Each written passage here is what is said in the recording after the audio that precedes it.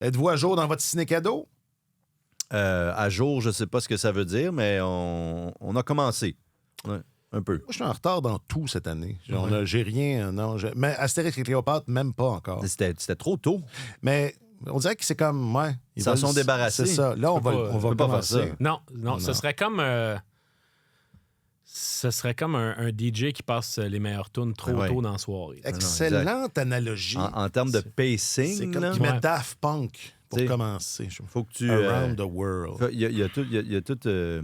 Je cherche le mot build-up en français. Une construction. Il y a un rythme à trouver exactement pour atteindre le paroxysme, l'apogée, proche de Noël. Tu commences avec Astérix et Cléopâtre le 7 décembre. Là. Ça, c'est flat. Quand j'étais à l'université, le DJ de l'après-cours, l'ancien bar de l'UQAM, oui, lui, il s'assurait toujours que j'ai vu de Niagara, ça passe après autour de 11 h. Tu passes pas ça à 8h30. Là. Quand il n'y a pas un chat. Pas un chat, c'est ça. Vas-tu mettre Niagara? Ah, on l'a mis. Allez-vous mettre ciné-cadeau? Ah, c'était le 2 décembre. C'est ça. Ben là. Mais au moins, j'ai enregistré le dîner de con. Ah, ça, c'est important. Parce que, oui, mais t'as raison, c'est pas officiellement dans Ciné-Cadeau, mais c'est dans l'offre du cinéma des fêtes de Télé-Québec. Ouais, exact. Faites-nous un bout. C'est un ciné-cadeau pour les adultes. Oui, exactement. C'est la version et vous, adulte. François, votre prénom, c'est juste. C'est ça. Ben lui, c'est pareil. C'est juste. Votre prénom à vous, François. Non, attends.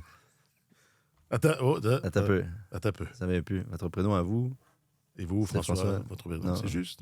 Ah bon, il s'appelle juste le bon. Il s'appelle juste le blanc. Ah bon, il n'a pas de prénom. Mais ben oui, je viens de vous le dire. Il s'appelle juste le blanc. François. Attends, c'est quoi? Hey, on l'a perdu. Votre prénom à vous, c'est François, c'est juste? Eh bien, lui, c'est pareil, c'est juste. Et je pense que c'est pas la première fois qu'on refait des scènes du dîner de cour dans le balado. Non, sûrement pas. Je pense qu'on est dû, là. Ça puis François Pérusse, on est dû pour du renouvellement. Vraiment? Non. Ou pas? Non. Moi, je pense qu'à un moment donné... Il a marché à fond, le gars.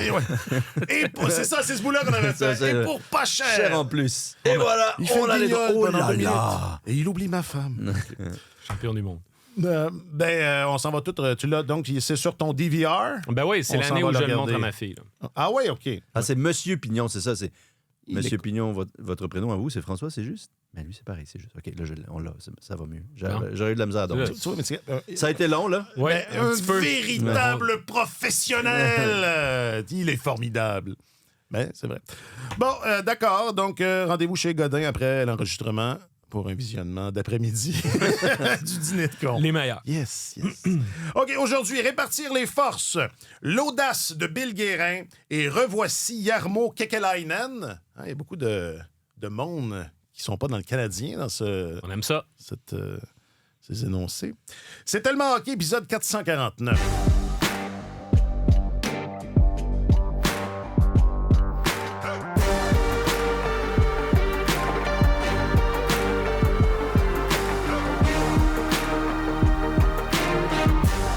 Sont vos journalistes affectés aux affaires du hockey, messieurs Marc-Antoine Godin et Alexandre Gascon. Bonjour. Bonjour.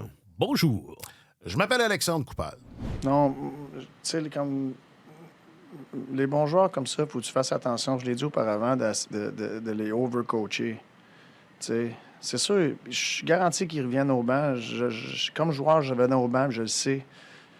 Colin, j'aurais dû shooter là, tu sais. Mais si toutes les fois, tu te fais dire, t'aurais dû shooter là, t'aurais dû passer là, t'aurais dû shooter là. Mais m'emmener, mais tu sais, tu vas avoir une hésitation tout le temps parce que tu vas tout le temps penser qu'est-ce que le coach aimerait que je fasse là. T'sais, fait qu'il faut ter confiance dans leurs instincts. Tu veux pas leur enlever ça. Martin Saint-Louis, à propos de la quantité de tirs que Ivan Demidov a décoché en fin de semaine, je pense que ça, c'était après le match contre les Rangers. Non, c'était après le match contre les Oilers d'Edmonton. Voilà, comme je disais, merci. Et donc... intéressant, n'empêche. Puis ça, tu vois, moi, je suis pareil. Moi, faut pas que tu me dises. Si tu me dis là, Alex, t'aurais dû dire contre les Oilers, après ça, au lieu des Rangers, puis là, je reviens, je rentre chez nous, puis je me dis, Ah, là, ça me mêle. T'hésites. J'hésite. Là, je perds ma fraction de minute dont j'ai besoin. Tandis que les talents élites de l'animation, comme toi, il faut les laisser aller. C'est ça, exactement. Donc, non, mais c'est intéressant, n'empêche. Je sais pas, peut-être un petit départ là-dessus. Demidoff qui a effectivement lancé plus. Mais là où je veux vraiment vous amener, puis je sais qu'on en a déjà parlé, mais moi, je veux que ça reste... J'aime ça. Slavkovski, Kapanen, Demidoff. J'aime ça. Puis je pense que c'est pas étranger là, à ce but, entre autres, là, de Demidoff. En avantage numérique. Oui, je sais, bon. Non, mais... Il y a un bon... Coudon, l'épisode va être long. L'épisode va être long. C'est Demidoff, je trouve que c'est... On voit qu'il est d'abord et avant tout un fabricant de jeux.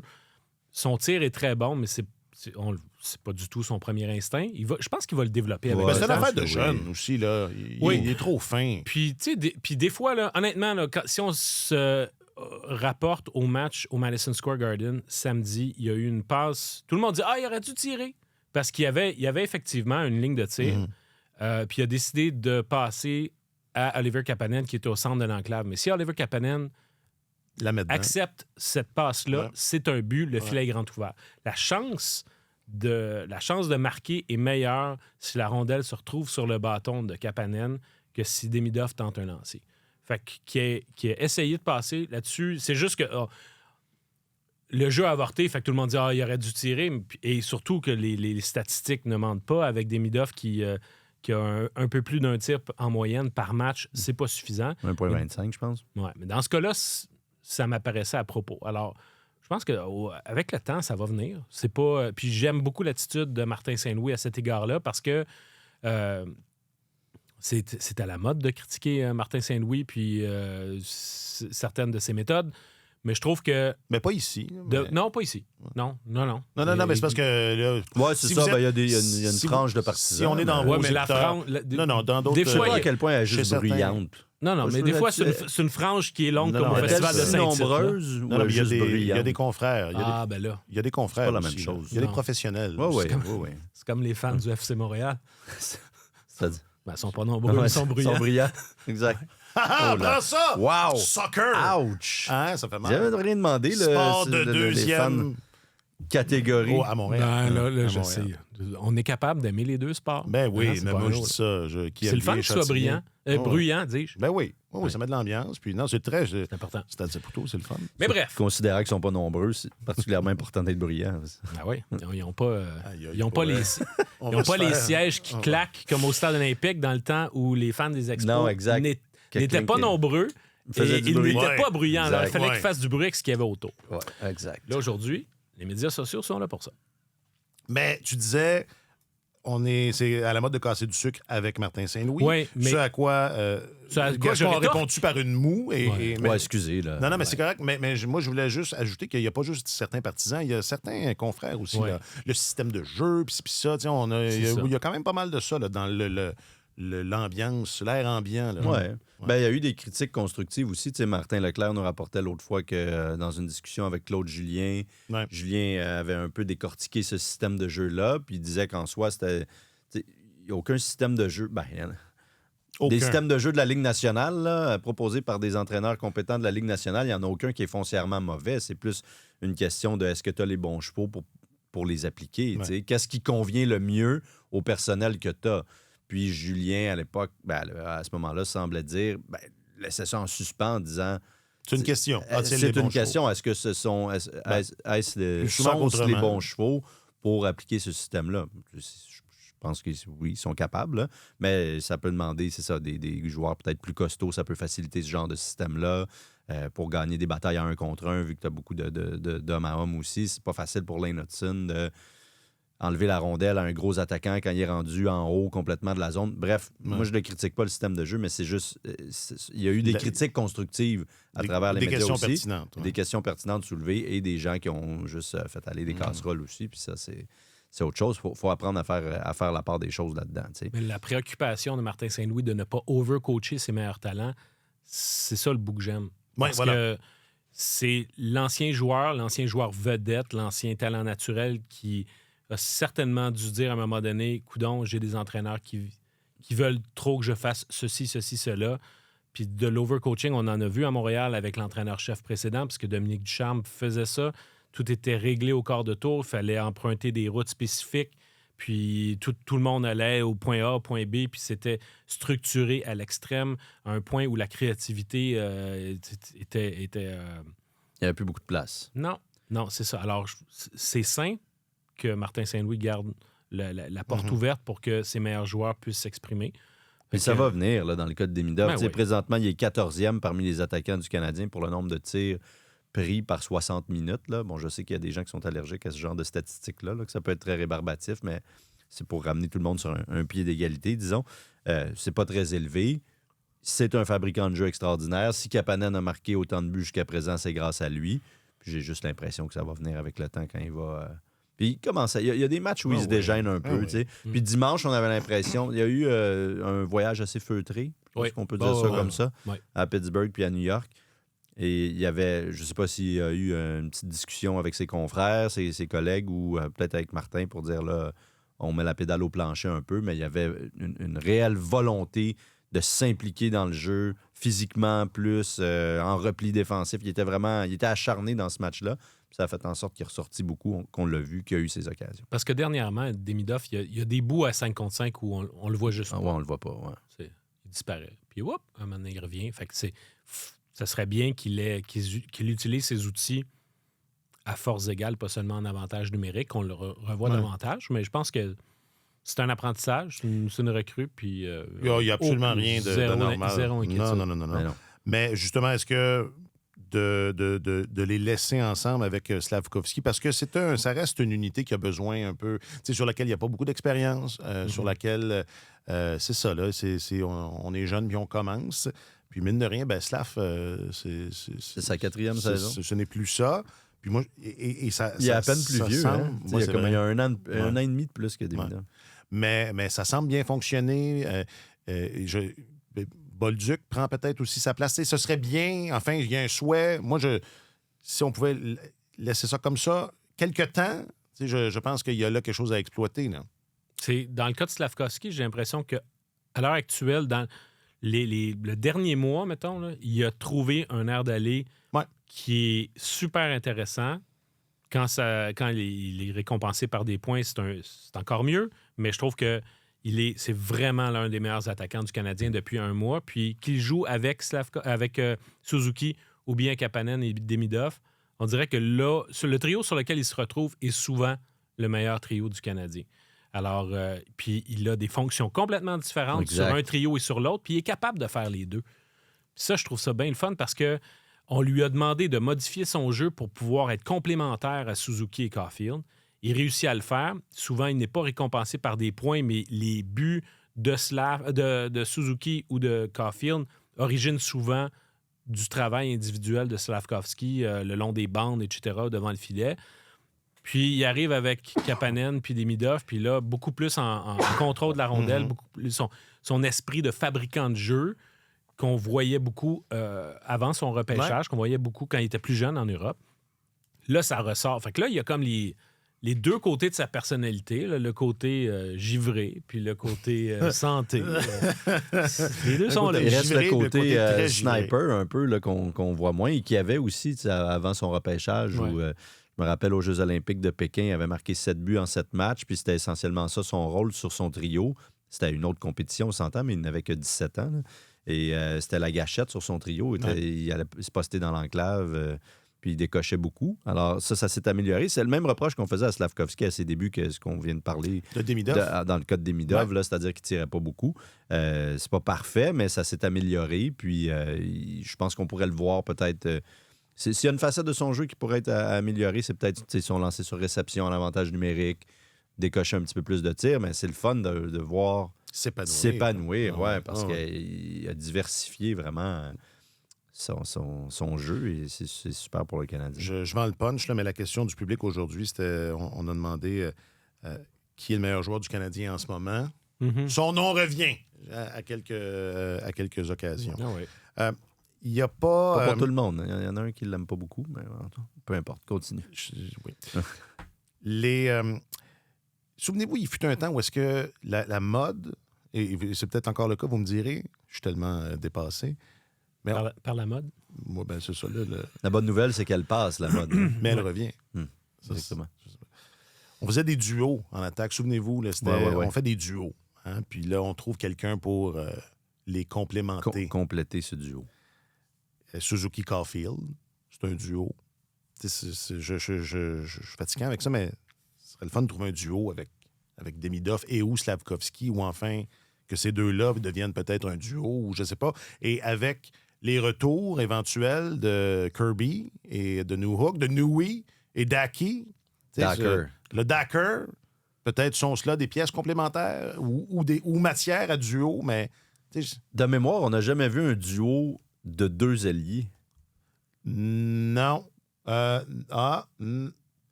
tout le temps un joueur de centre, un allié, il me semble.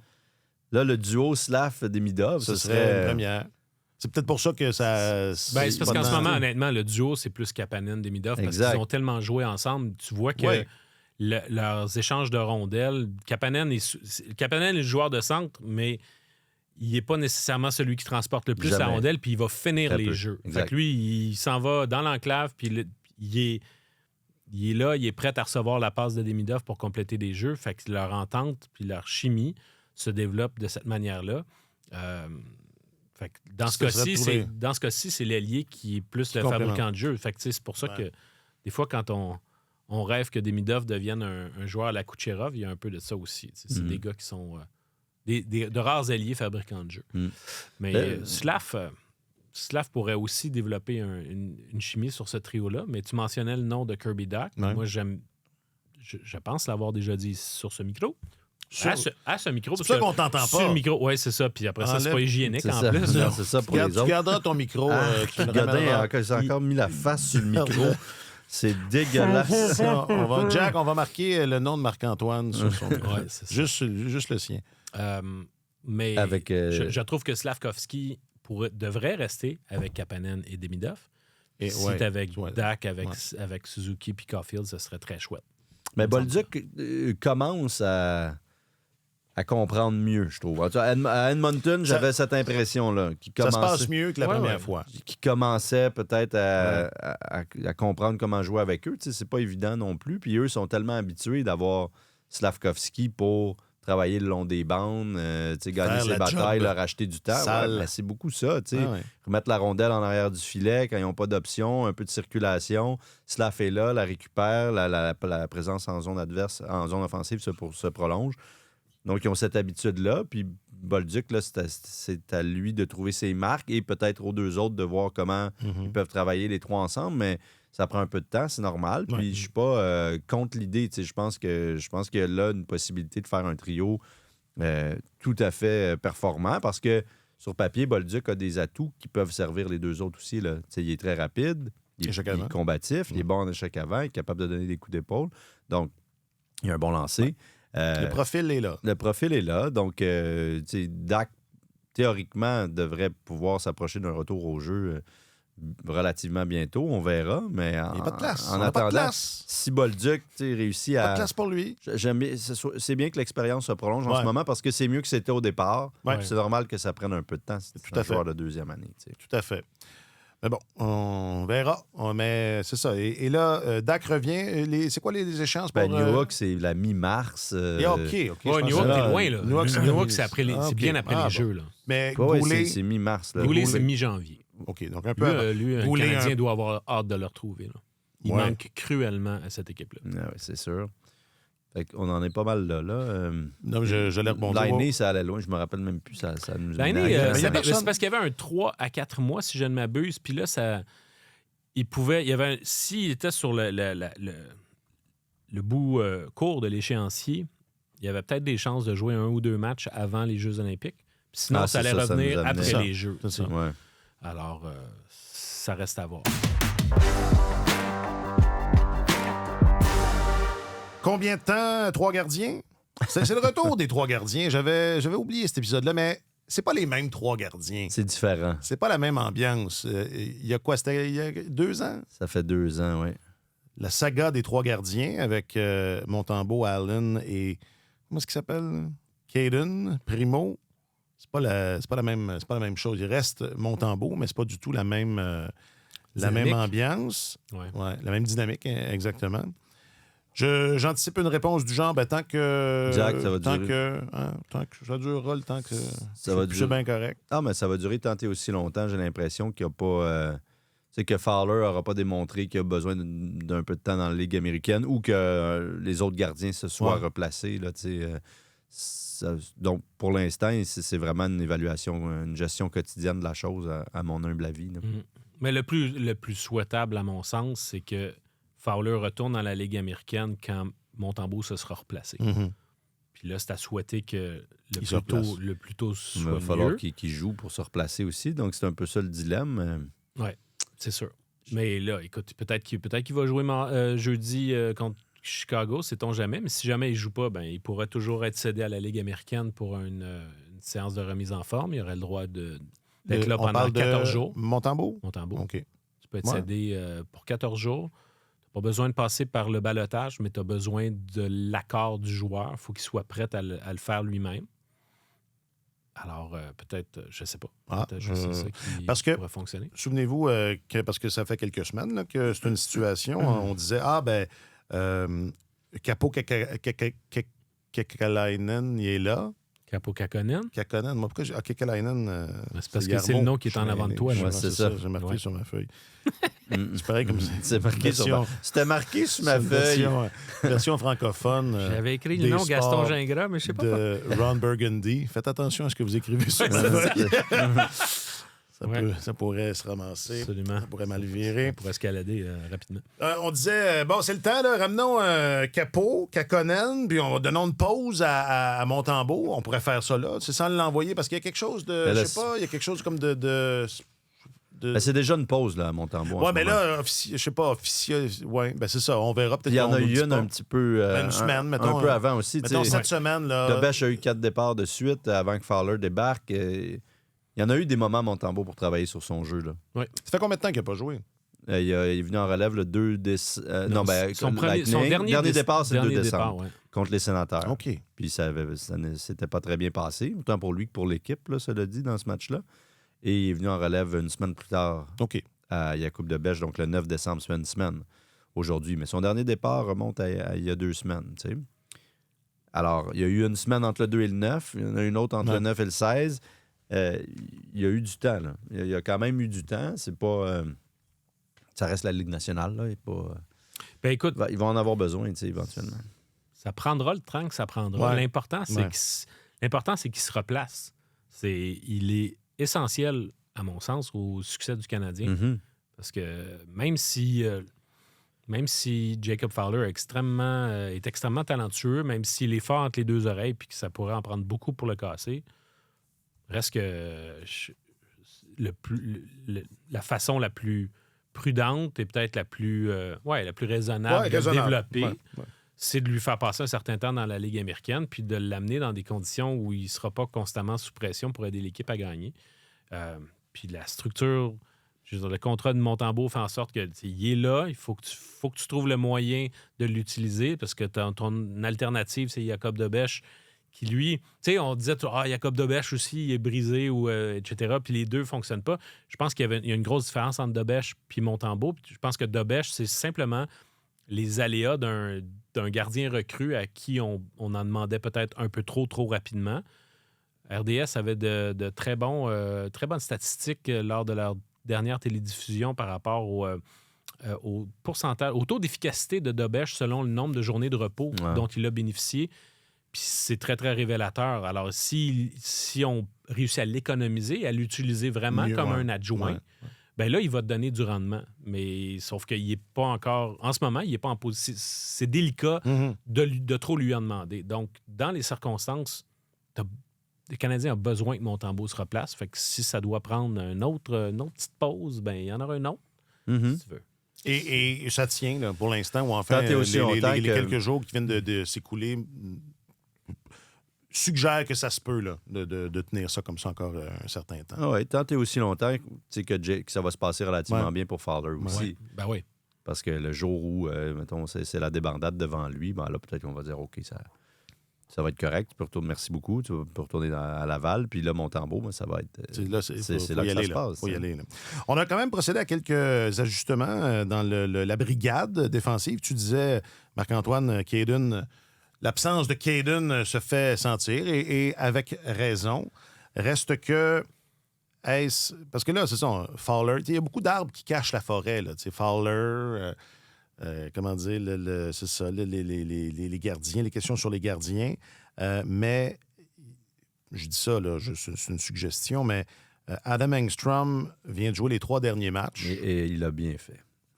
Et ça a permis de faire jouer Carrier plus haut, parce que Carrier se coltinait toujours le 7e défenseur, qui était un 6e défenseur. J'entends par là Jacky ou Struble.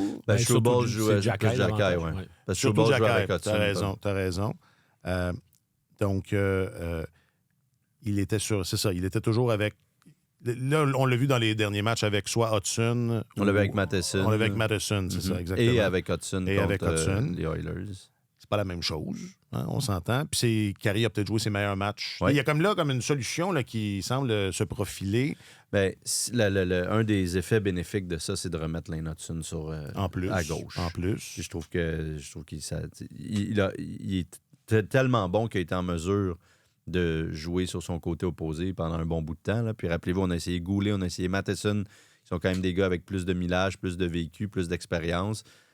Et ça a été plus difficile pour eux que ce ne le fut pour Lane Hudson. Donc, honnêtement, chapeau à lui là, d'avoir été en mesure de le faire. Je trouve que quand même, il est encore plus efficace quand on le ramène sur son côté fort. Bon. C'est normal. Ben oui, c'est ça. Et donc, ça a été un des effets bénéfiques de ce brassage de cartes-là. J'étais sceptique devant le duo Hudson-Carrier, qui est quand même pas le duo le plus costaud. Non, exactement. Puis c'est peut-être pas une combinaison que tu peux utiliser contre n'importe qui, tu sais, contre Dallas ou contre les Kings ou contre... Ben, ils l'ont utilisé contre Leon Draisaitl. C'est quand même pas banal. Non, c'est vrai. Mais tu sais, oui, puis Pod Colzin, qui joue avec lui, qui est un gros monsieur aussi, tout ça. Il n'avait pas une très bonne dans le corps, Léon, cela dit. Là, Léon le Bougon, hein? C'était vraiment le... Léon le raton, comme le petit livre pour enfants. Ah. Mais non, t'as pas... Léon le raton, c'est un... C'est un petit livre pour enfants. Ah, OK. Ah, oui. Mais t'aimerais ça, toi? Ah oui, on pensait tous qu'il allait chercher son 1000e point à Montréal. Pourquoi lui aimerait ça? Ouais, c'est mon âge. C'est mon âge mental. J'aime ça me payer la tête de... Parce qu'il m'aime pas. Tu savais pas qu'il m'aime pas. J'ai les commentaires, tu l'as. Mais là, ils t'ont percé à jour, là, en fait.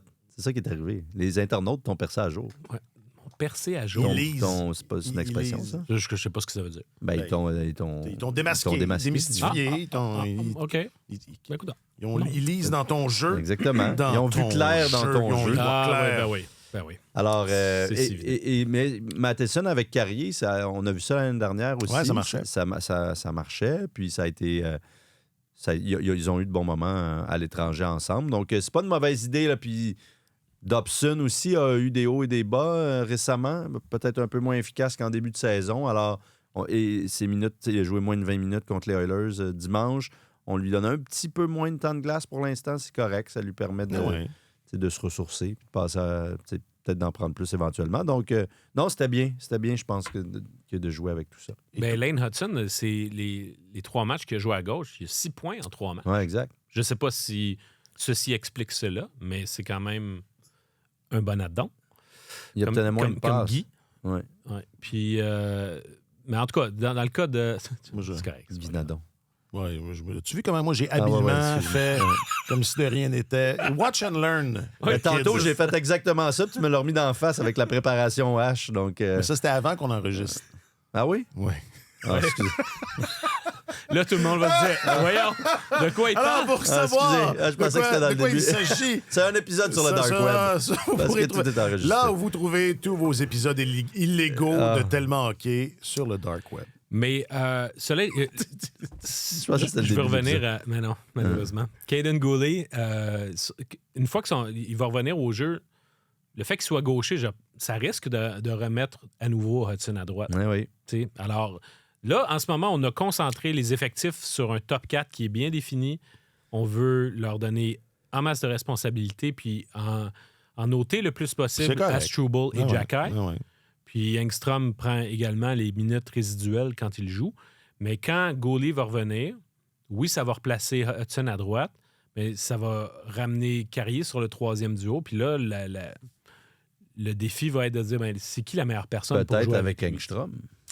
Parce que moi, j'avais commencé avec ça. Là. Vous l'avez... Non, on a juste fait le bien fait. On a juste fait le tour pour y arriver de la bonne façon. Voilà. Et là, on entre dans le vif. Parce que ces 3 matchs, tu dis les minutes résiduelles, pas quand il joue avec Jacky. Quand Jacky est là, c'est Jacky qui est le défenseur le moins utilisé. Mm-hmm. Et comment dire, moi, c'est ma façon préférée d'évaluer le travail d'un défenseur, surtout sur une 3e paire. Il a fallu j'ai double vérifié qu'il était bien dans les 3 derniers matchs. Parce que j'étais pas sûr. Non, mais moi, il y a de ces moments même où tu vois qu'il prend ses aises un peu, qu'il est plus à l'aise pour contrôler la rondelle, faire une sortie de zone, tout ça. Il joue 11 minutes par match environ, donc c'est normal qu'on le remarque pas tant que ça. Mais à date, il offre un jeu stable. Ouais. T'es pas inquiet quand il est sur la glace. Il n'y a pas de ces petits manques de concentration qu'on voit chez d'autres parfois, là, qui mènent à des gros revirements. Par exemple? Et tout. Ben, non, je pense qu'on peut, on peut le déduire facilement. Mais... Donc, oui, à date, pour vrai, il offre une très belle copie. C'est pour ça que c'est lui qui a joué les 3 matchs. Struble en a manqué 1, puis Jacky en a manqué 2. Là. Et Martin Saint-Louis l'a dit récemment, on va y aller, c'est pas une rotation qui s'installe, on va y aller au mérite. Donc, ça te dit tout ce que tu as à savoir présentement. Actuellement, il est devant les 2 autres. C'est ça. Le Canadien, fondamentalement, aurait besoin de plus de robustesse à sa ligne bleue, d'avoir plus de gabarit puis de facteur intimidation. Mais tu as besoin que ça vienne d'un joueur que tu peux envoyer dans la mêlée sans t'inquiéter. Puis je trouve qu'à ce niveau-là, ça fait longtemps, là, l'espèce de... C'est une lutte éternelle à savoir entre Struble puis Jacky va finalement s'imposer. Ça se pourrait très bien que ce soit ni un ni l'autre. Alors, peut-être que la solution pour ce créneau-là, pour ce type de joueur-là, est ailleurs. Oui. C'est possible. Possible. Parce que moi, je suis... D'abord, c'est évident. Cette brigade défensive-là manque de robustesse. Ben voilà. Et je l'ai dit, mais on était avec Martin... Et Alex, t'étais là, vous m'avez... Moi, je trouve pas... Vous n'étiez pas d'accord, puis... Comment dire? Parce qu'on aime ça se liguer contre toi. Vous êtes plus brillant, là, donc j'imagine que vous avez raison. Mais moi, je trouve... Tu sais, Jacky, il est intimidant quand il jette les gants. Le reste du temps, je le trouve pas si efficace que ça dans cet aspect-là du jeu. Non, moi, je le trouve robuste. C'est pas ça. Le problème avec Jacky, c'est pas ça.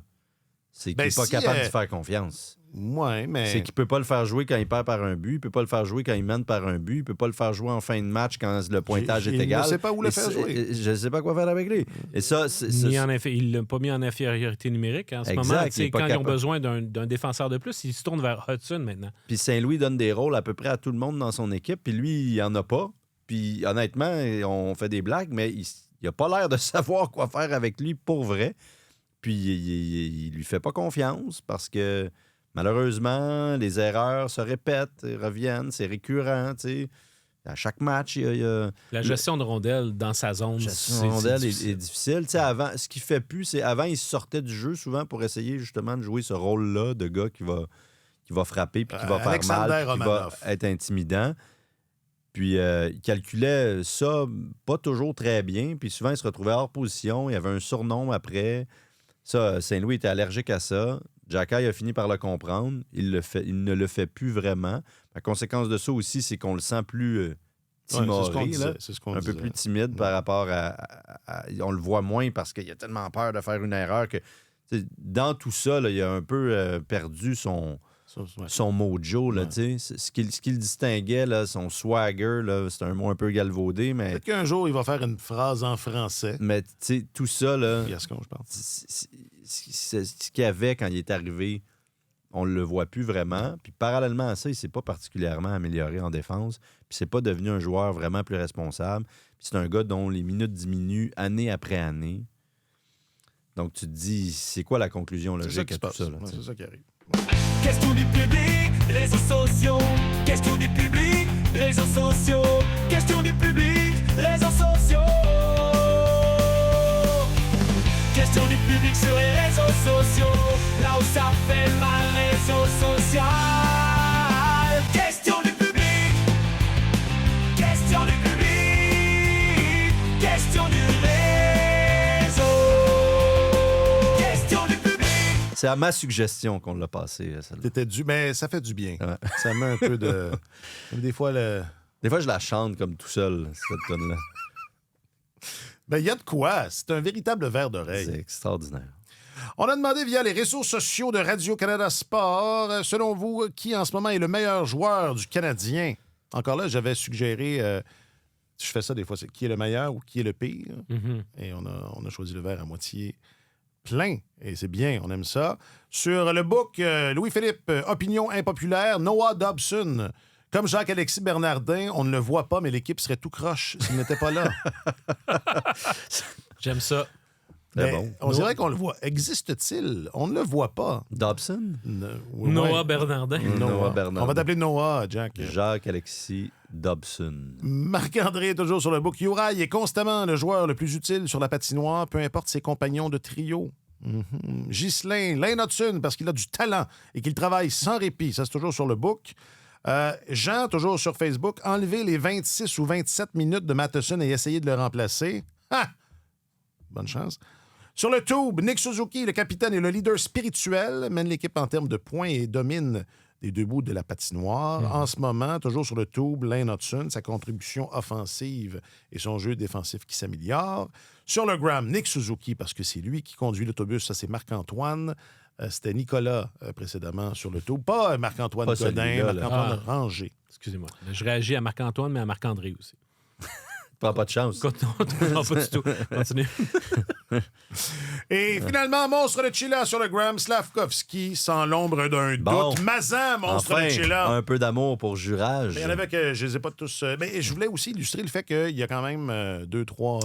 C'est diversifié. Deux, trois réponses. Deux, trois bonnes réponses. Il y a de bonnes réponses là-dedans, effectivement. Et là, pensez-vous que si on avait mis tous ces joueurs-là dans un package, que le Canadien aurait été capable de mettre la main sur Quinn Hughes? Oh, quelle transition de feu! Wow. C'était pas du tout... C'est incroyable.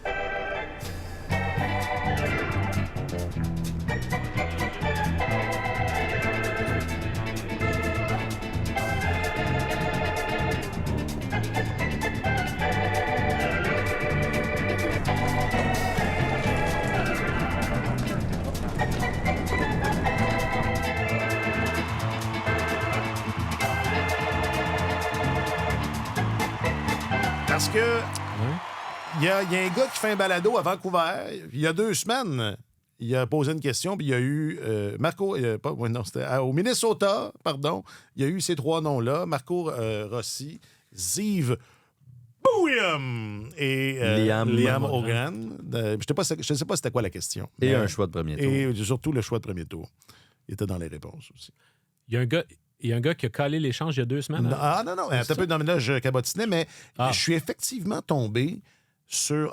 je l'ai ici. Ah ouais, j'avais complètement oublié ça. Je suis effectivement tombé sur quelqu'un qui, en mai 2014, je vais te le montrer après. 2024. Birdie Sign Burns sur le gram. 14 mai 2025. Il dit genre... Tout le monde parle d'une transaction pour Quinn Hughes, mais c'est au mois de mai dernier. Ouais. Il dit, en anglais, il dit l'équipe qui est la plus susceptible et qui a ce que les Canucks veulent, ce serait le Wild, Rossi, Bouyum et un choix de premier tour. Il avait juste oublié au Grand. Wow. Puis ça marcherait. Regarde ça. Qui était-ce? C'est une vraie... C'est un gars sur le Gram. C'est un gars. Bravo. Ça, c'est la prophétie des réseaux sociaux. Quinn. Bon. OK, alors... Ben, tu sais, on fait un long détour, là, mais dans le fond, je veux savoir... Qui c'est qui a gagné cet échange-là? C'est qui l'a gagné? Tout de suite, je veux savoir tout de suite. Dites-moi-les tout de suite. Non, mais c'est quand même tout un retour que les Canucks se sont allés chercher, non? Ou enfin... C'est parce que c'est dangereux, c'est d'échanger des joueurs de ce niveau-là. C'est bien rare, comme tu dis. C'est bien rare. La somme des parties est jamais... C'est ça. C'est très rare que l'équipe... Dans ce cas-ci, c'est pas pire, je trouve. Non? Mais ça arrive. Ouais. Je vais finir ma phrase. Ce que j'allais dire, c'est bien rare que l'équipe qui met la main sur le meilleur... le joueur vedette ne gagne pas, entre guillemets, cet échange-là. On peut penser à Eric Lindros comme étant le contre-exemple. où, ultimement, tout un contre-exemple. Quelques années plus tard, 1 pour 1, Forsberg, Lindros, l'Avalanche ne l'aurait pas fait.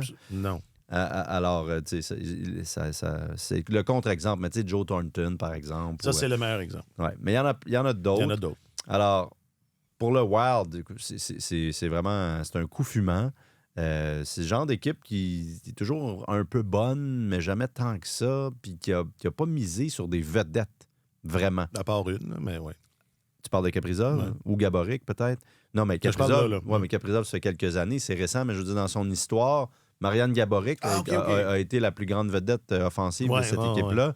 Après ça, on avait réussi d'aller chercher Zach Parise puis Ryan Suter en même temps. Bon, mais c'est pas du tout du même acabit. Puis là, tu as une des super vedettes offensives de l'équipe. Tu as probablement le deuxième meilleur défenseur offensif au monde actuellement.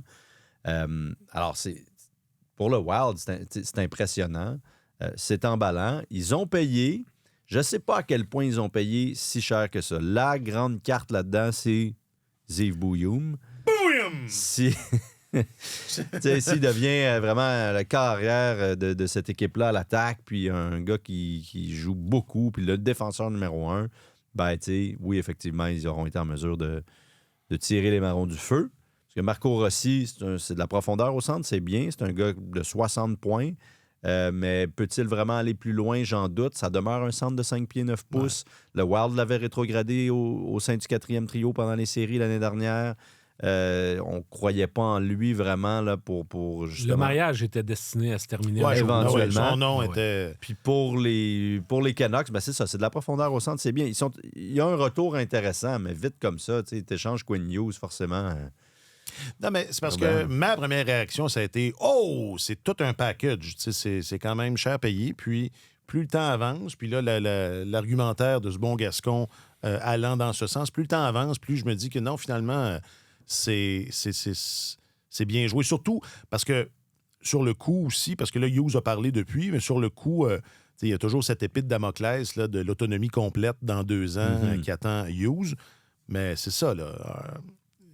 Guérin, ils se connaissent un peu, ils se sont côtoyés sur le programme, je pense qu'ils ont américain. Ils ont un coup à jouer. Je pense que lui, non, puis Hughes a dit je suis absolument ouvert à l'idée de ce qu'on l'avait jamais entendu dire là, quand il était à Vancouver. Non. Mais à partir du moment où Quinn Hughes avait décidé ou avait laissé savoir aux Canucks qu'il ne signerait pas là, il fallait que tu l'échanges. Puis plus tu retardes, plus tu te mets dans un coin. Alors, c'est important de faire le tour puis de regarder quelles sont les équipes qui sont potentiellement intéressées et d'essayer d'obtenir le meilleur retour possible. Ça semble une évidence de le dire comme ça, mais parfois, il y a des occasions où on a l'impression que les directeurs généraux négocient avec une seule équipe puis ne prennent pas le temps de regarder autour, ou ils sont tellement en position de faiblesse que finalement, bien, ils se contentent de moins que ce qu'ils auraient pu normalement avoir pour un joueur de cette trempe-là.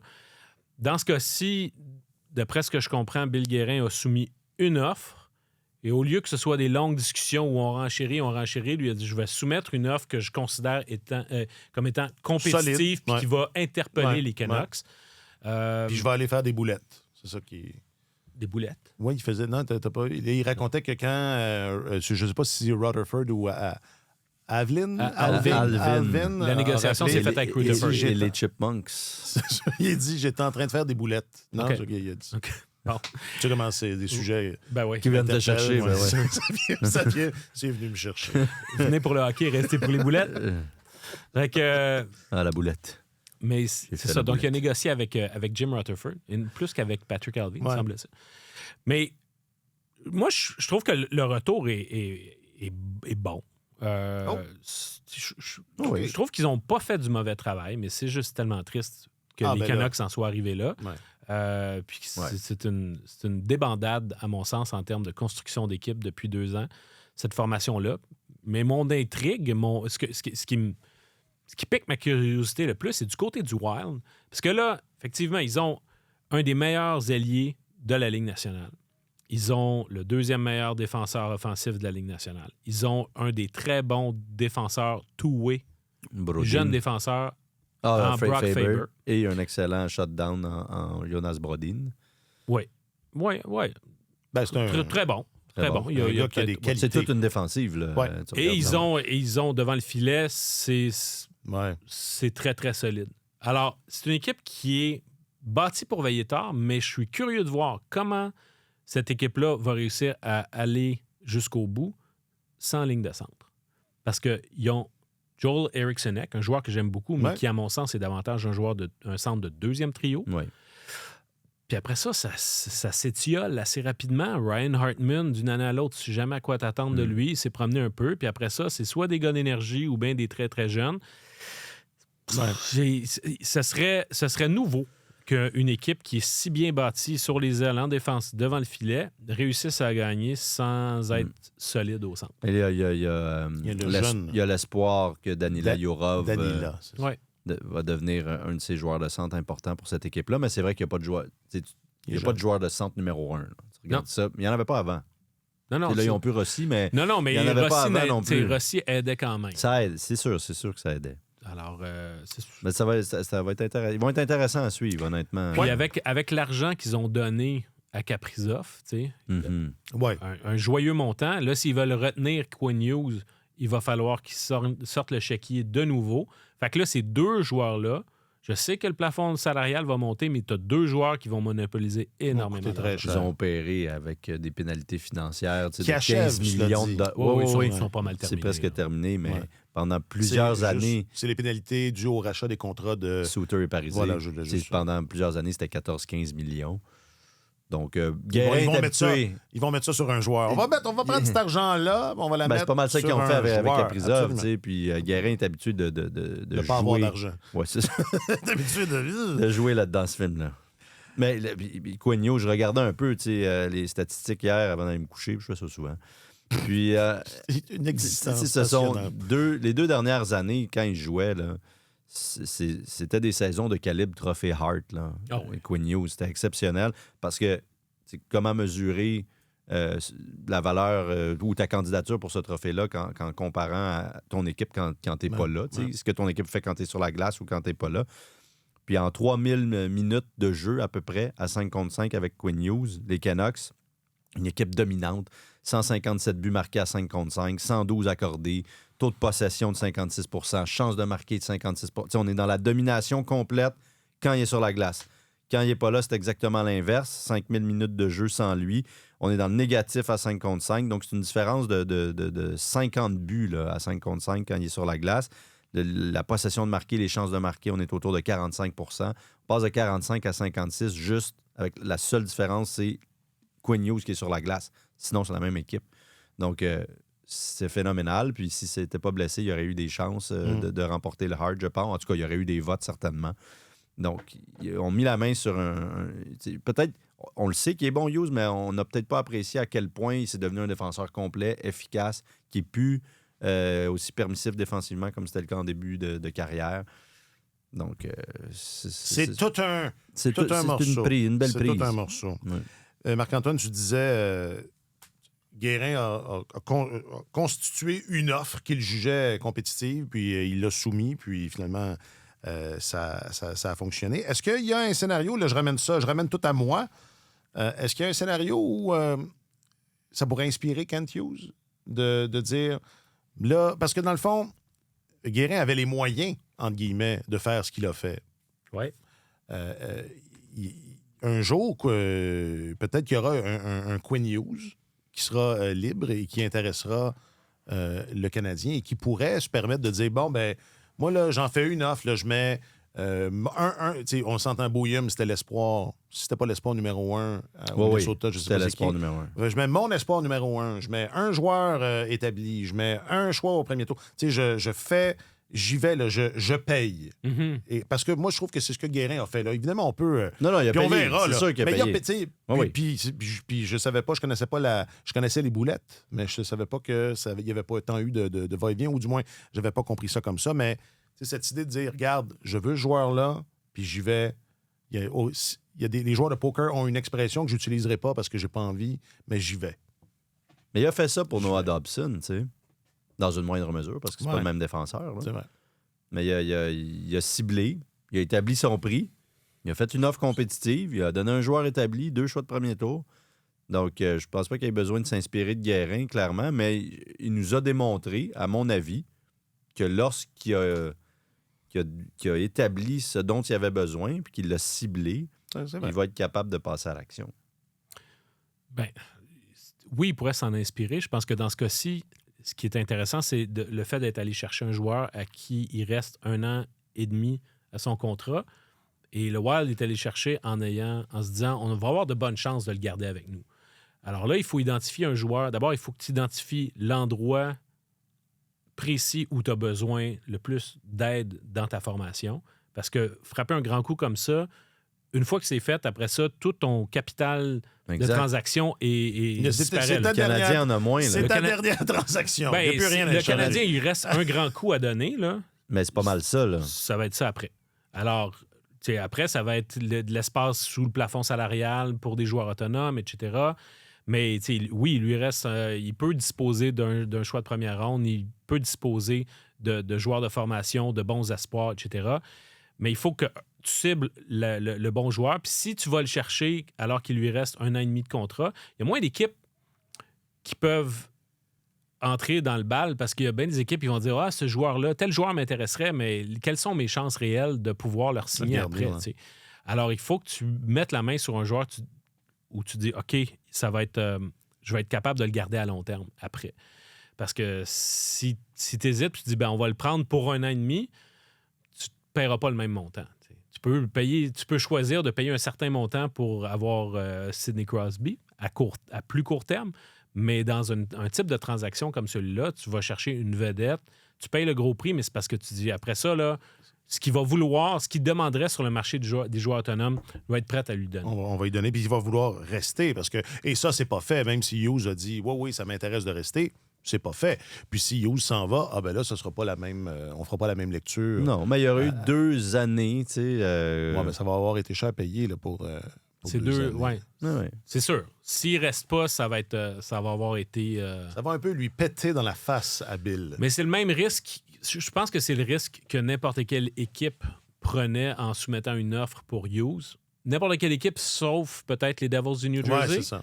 Qui, à mon sens, étaient perçus par tout le monde comme étant les favoris pour aller chercher Quinn Hughes. Mais eux autres, ils ont tellement de clauses de non-échange que finalement, ils avaient trop de difficultés à libérer l'argent qui était nécessaire pour pouvoir intégrer Quinn Hughes. Donc là, ça leur a un peu lié les mains. Dans un scénario où le Canadien voudrait aller chercher un joueur de cette trempe-là, ça, c'est un truc qui est intéressant pour le Canadien, c'est le fait que tu as très peu de ce type de contrat-là dans ta formation. Alors, ça ajoute un peu de flexibilité. Ouais. Parce que là, il va peut-être avoir des occasions à Buffalo. Quoique, il y a de moins en moins d'affaires intéressantes, mais n'empêche. Et il en reste. Il ne faudrait peut-être pas s'en débarrasser non plus. Mettons que tu es le nouveau DG, là. Je sais pas. Est-ce qu'il y a un bon timing pour congédier son DG? Dans le cas de Kevyn Adams, le bon timing était dépassé depuis un bon moment. C'est ça. Donc là, ça se fait. Finalement, on avait fait entrer le loup dans la bergerie. C'était au début de l'année que Jarmo Kekalainen a été embauché comme conseiller senior. Ça, à la maison, là, faites attention. S'ils embauchent un conseiller senior dans votre job, là, soyez prudents. Parce que c'est ça. Là, finalement, le conseiller senior est devenu le DG. Là, devenu calife à la place du calife. Pas par intérim, c'est Kekalainen, qui reprend la maison. Moi, je sais que Kekalainen, c'est un excellent évaluateur de talent, mais je m'étonne un peu. Ça n'a pas été... À Columbus, là, ça n'a pas été très fructueux. J'aurais envie de dire que ça va mieux depuis qu'il est parti. Ça m'étonne. Je trouve que pour une équipe comme les Sabres qui ne fait que tourner en rond depuis maintenant 60 ans, ça ne m'apparaît pas comme la solution. Mais enfin, c'est une intuition de premier... à chaud. Une intuition à chaud. Il y a eu le temps de se faire connaître par la haute direction des Sabres durant ces mois-là, de montrer un peu... quelles sont ses opinions, sa façon de fonctionner, de parler etc. dans le dos de Kevin, on imagine. En tout cas, moi, j'aurais pas fait ça. Puis, c'est vrai que son bilan à Columbus est un peu mitigé. J'ai toujours trouvé que c'est une équipe... moments aussi. Comme quoi? C'est une équipe qui est allée chercher beaucoup de jeunes talents au fil des ans, mais l'équipe n'a jamais pris son envol, que ce soit à cause de blessures, à cause que c'est un marché où c'est difficile de retenir le talent également. Il Il y a des joueurs qui vont dire, moi, si j'ai la chance d'aller dans un plus gros marché, je ne resterai pas ici. Pensons à Artemi Panarin, par exemple. Ou Sergei Bobrovski. Il y a eu des moments où on a joué, pour reprendre l'expression que tu n'as pas voulu utiliser tout à l'heure, il y a des moments où ils sont allés all-in. C'est l'échange de Matt Duchesne. L'échange de Matt Duchesne, exactement. Ouais, cette année-là. Mais de manière générale, je trouve que c'est... Puis l'autre affaire avec Jarmo Kekalainen, c'est que c'est un coriace négociateur. Il y a eu des moments où il y a eu des négociations de contrats qui ont été très, très houleuses avec certains joueurs. Qui sont partis. Conflictuels. Ouais. Puis ça... J'espère qu'il a retenu des leçons de ça. Mais parce qu'il ne faudrait pas qu'on rajoute une couche de malaise et de toxicité autour des Sabres. Il y en a déjà assez comme ça. Parce que tu es dans un marché semblable dans la mesure où c'est un marché qui n'est pas le premier. Relativement, pas mineur, mais un peu. Là, c'est pas un des principaux marchés de la Ligue nationale. C'est un marché où c'est difficile d'attirer des joueurs, des talents de joueurs autonomes.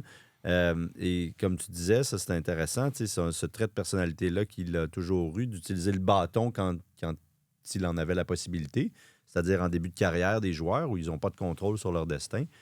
Et après ça, souvent, ça lui explosait au visage parce que quand les gars en avaient plus, ils avaient plus de liberté puis de pouvoir décisionnel, comme Pierre-Luc Dubois, par exemple, qui approchait tranquillement, ils sont pas mal tous partis les uns après les autres. Donc, cette ligne dure-là le servait un peu au début, mais ultimement, pas tant que ça. Et là, il se retrouve dans un marché semblable où ça ne se poussera pas aux portes. Là. Premièrement, en raison, Buffalo, c'est pas la ville la plus... Et toutes nos excuses à ceux qui nous écoutent de là, mais c'est pas la ville la plus trépidante. On n'a rien contre elle foncièrement, mais quand même. Et étant donné l'historique désastreux de cette organisation-là depuis une décennie et demie maintenant, il n'y a personne qui veut y aller. Donc, tout est à refaire, tout est à reconstruire, à démontrer que c'est possible, que ça se peut. Est-ce qu'il est la bonne personne pour le faire? Si il arrive avec la même posture que ce qu'il y avait avant, peut-être pas, mais on dit souvent qu'un directeur général est à son fait, là, est à son apothéose dans sa deuxième job. Espérons pour les Sabres que ce soit le cas, qu'il ait tiré pas mal de leçons. On va lui donner... Parce que ce sont des marchés semblables. Et puis à Buffalo, je veux dire, les partisans sont déprimés. Là, ça fait trois reconstructions. Puis, ça fait 14 ans qu'ils n'ont pas participé aux séries. Ça égale la plus longue séquence d'insuccès dans le sport professionnel avec les Jets. Les Bills, non. Les Jets de New York. Ouais. Ça, c'est dans les sports majeurs nord-américains. 14 ans. Puis on s'enligne vers une 15e année. Là. Ce serait étonnant que les Sabres fassent les séries. Oui. Est-ce qu'il va brasser pas mal? Pensez-vous que on peut s'attendre à ce que ça brasse à court-moyen terme? Court-moyen terme. Ou que... parce que tu peux pas rester avec le statu quo. Là. Je vois pas... Mais est-ce que, dans le fond, c'est quelle va être la stratégie? Je ne sais pas encore. Je n'ai pas eu l'occasion de... Ça. Je ne l'ai pas entendu. C'est arrivé hier. Je pense pas qu'il a parlé. Il n'a pas parlé encore. Je suis pas sûr. C'est arrivé hier. Je vais certainement l'écouter quand il le fera parce que est-ce qu'on fait tout pour prolonger l'entente d'Alex Stock? Est-ce qu'on s'en débarrasse? C'est quoi le plan, là? Il y a certainement un plan de match. J'ai bien hâte de voir quel va être son plan. C'est sûr que le nom de Tage Thompson est revenu souvent, mais je ne peux pas croire que tu vas te débarrasser de ce gars-là. C'est tout ce qui reste, ou presque, dans l'équipe. Là. Mais si tu veux, Adams a tout liquidé, si tu veux reconstruire, c'est ta pièce maîtresse. Ben là, tu en as besoin, je pense, là. Sinon tu repars, c'est la terre brûlée. Tu repars vraiment zéro. Là. Mais en même temps, qu'est-ce que ça te donne d'avoir Tage Thompson? Stock et Thompson, mettons, là. Mais qu'est-ce que ça te donne de les avoir si... Tu fais avec Rasmus. Ouais. Puis, c'est vrai qu'il y a quand même une... C'est vrai que sur papier, c'est une brigade défensive qui n'est pas inintéressante. Mais au fil des ans, quand tu retournes, là, avec... tu retournes voir les équipes qui se sont effondrées à Buffalo au fil des ans, sur papier, il y a beaucoup de bons joueurs. Ouais, c'est toujours ça. C'est toujours... C'est une question d'être incapable, systématiquement, de soutirer toute forme de cohésion au sein de ce groupe-là, mais c'est tous des joueurs qui, après ça, vont performer bien ailleurs. Puis ce ne serait pas différent si les Sabres décidaient d'échanger Thompson aux Canadiens. Et de façon magistrale. Ils vont performer magistralement ailleurs. Ils gagnent des Coupes Stanley. Ils comptent 50 buts. Ils sont... gagnent le trophée Vézina. Ils deviennent les meilleurs joueurs de la Ligue nationale ailleurs. C'est quand même spécial.